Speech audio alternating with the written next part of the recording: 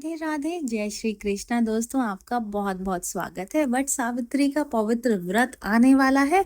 अगर आप भी इस व्रत को रख रही हैं तो ये 5 बातें जरूर से ध्यान रख लें। हर विवाहिता को इन बातों को जरूर से पता होना चाहिए, तभी व्रत संपूर्ण हो पाता है। इस व्रत में किसी भी तरीके की गलती की कोई भी जगह नहीं है। अगर आपसे थोड़ी सी भी त्रुटि या फिर गलती होती है तो व्रत का संपूर्ण फल नहीं मिल पाता है।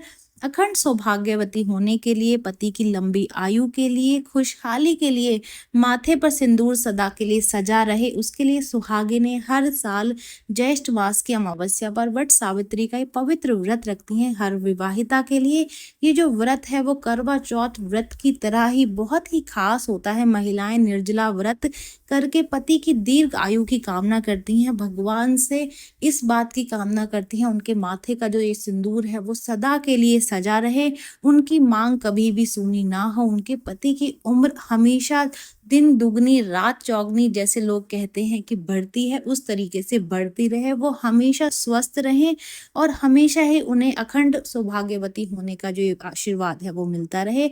सुहागिनें अपनी पति की दीर्घायु के लिए ज्येष्ठ अमावस्या के दिन वट सावित्री का जो पवित्र व्रत है उसको रखती हैं। वैसे तो पूजा का तरीका हर जगह, हर क्षेत्र का अपना अलग अलग होता है। अलग अलग जगह के हिसाब से लोग अपने नियम कानूनों के हिसाब से व्रत रखते हैं, लेकिन इस पूजा में वट वृक्ष की पूजा जरूर की जाती है।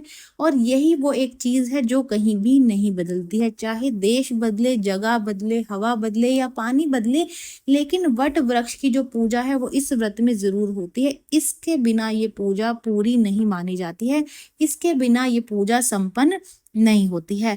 इस साल ये जो पवित्र व्रत है वो 6 जून को रखा जाएगा, यानी कि वट सावित्री का ये व्रत इस साल यानी कि 2024 में 6 जून को रखा जाएगा। ऐसा माना जाता है कि जो भी सुहागिन महिलाएं हैं इस व्रत को पूरे विधि विधान से करती हैं, उन्हें ही अखंड सौभाग्यवती होने का वरदान प्राप्त होता है। तो इस बात का ध्यान रखें कि इस व्रत को सही नियमों के हिसाब से करें। जिस तरीके से व्रत के नियम विधि विधान बनाए गए हैं उन्हीं के हिसाब से वट सावित्री का व्रत संपूर्ण करना चाहिए। जो सुहागिन महिलाएं पहली बार वट सावित्री का व्रत कर रही हैं या फिर जिन्होंने पहले भी रखा है लेकिन उनसे कोई त्रुटि हुई है, या फिर वो ये जानना चाहती हैं कि इस व्रत की सही पूजा विधि या फिर शुभ मुहूर्त क्या है, तो आपको इन बातों का खास ध्यान रखना चाहिए। वट सावित्री की पूजा आपको कैसे करनी है जिससे कि आपका व्रत सही तरीके से पूरा हो सके, तो वीडियो के अंत तक जरूर से बने रहिए। अगर आप पहली बार वट सावित्री का व्रत रख रही हैं तो सबसे पहले सुबह नहाने के बाद में पीले या फिर लाल रंग के कपड़े पहने और 16 श्रृंगार करें।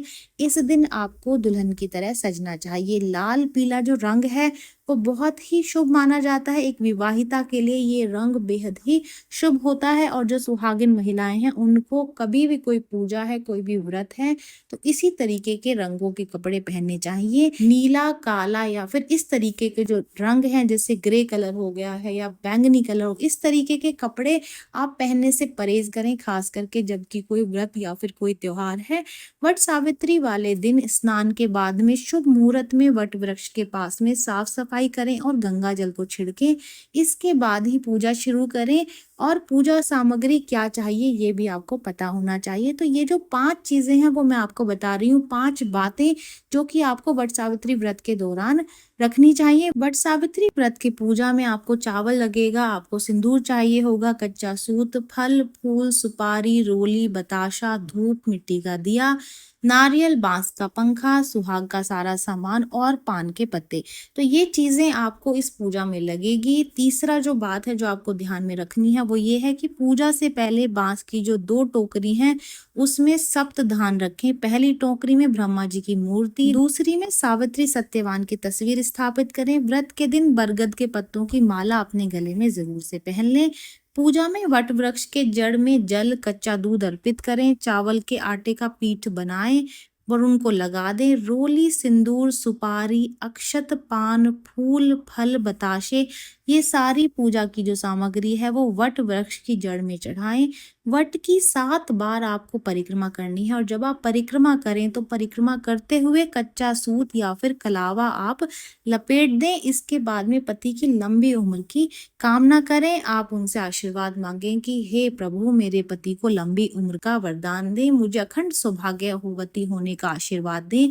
बट सावित्री व्रत की जो कथा है उसको पढ़ लें या फिर सुन लें, फिर उसके बाद में बयाना और दक्षिणा निकाल करके अपनी सुहागिन सास या फिर ननंद को दें और पैर छू करके उनका आशीर्वाद ले लें। अनाज और फल किसी गरीब और ब्राह्मण को दान करना ना भूलें। इस बात का भी ध्यान रखें कि बयाना जरूर निकालना है, भले ही आपके घर में कोई सुहागिन सास या फिर ननंद नहीं है। अगर वो लोग नहीं हैं तो आप अपने आस पड़ोस में भी किसी को दे सकते हैं, अपनी रिश्तेदारी में भी किसी को दे सकते हैं, पर बयाना आपको जरूर निकालना है, तभी व्रत संपूर्ण माना जाता है। व्रत के समापन के समय आपको भीगे हुए 11 चने खा करके अपने व्रत का पारण करना है। साथ ही बरगद का फल खाने का भी महत्व इस दिन बताया गया है। ध्यान रखने वाली बात यह है कि इन चनों को बिल्कुल भी चबाना नहीं है, बल्कि आपको पानी के साथ में निगलना है। इसमें दांत नहीं आपका लगना चाहिए। वट यानी कि बरगद को अमरता का प्रतीक माना जाता है। ये एक ऐसा पेड़ है जिसका कि जीवन बहुत लंबा होता है। सावित्री अपने पति सत्यवान का प्राणों को वापस ले आई थी। ये पवित्रता की अद्भुत मिसाल है। वट वृक्ष की जड़ में ब्रह्मा, तने में भगवान विष्णु और डालियों में देवों के देव महादेव का निवास स्थान होता है। तो ये जो जानकारी है वो यहीं तक ही है। उम्मीद करती हूँ ये जानकारी आपको पसंद आएगी, आप इसका लाभ उठाएंगे। जो लोग वीडियो देख रहे हैं वीडियो को लाइक कर दीजिए, चैनल को सब्सक्राइब कर दें, नोटिफिकेशन बेल को दबाना बिल्कुल भी ना भूलें, क्योंकि यहाँ पर इस तरीके की महत्वपूर्ण जानकारियाँ मिलती रहती हैं। तो चलिए मिलते हैं नई वीडियो में नई जानकारी के साथ। जय श्रीमन नारायण दोस्तों, जय श्री कृष्ण।